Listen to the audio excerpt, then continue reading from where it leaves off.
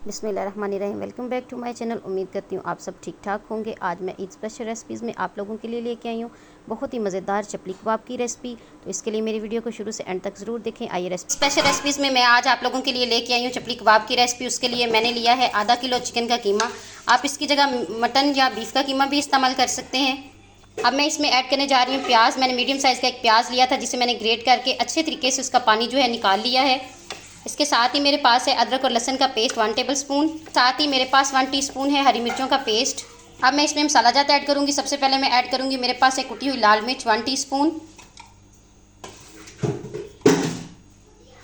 गरम मसाला 1 teaspoon.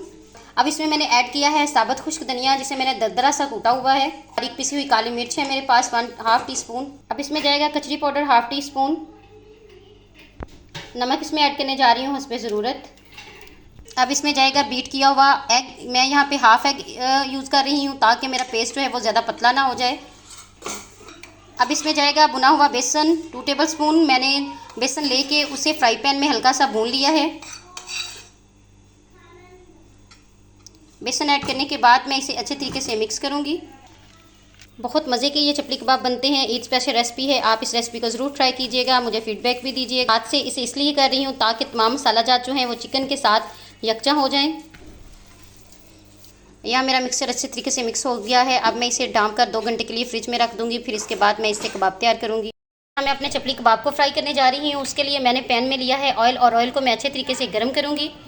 Oil मेरा गर्म हो चुका है और अब मैं इसमें ऐड करने जा रही हूँ कबाब।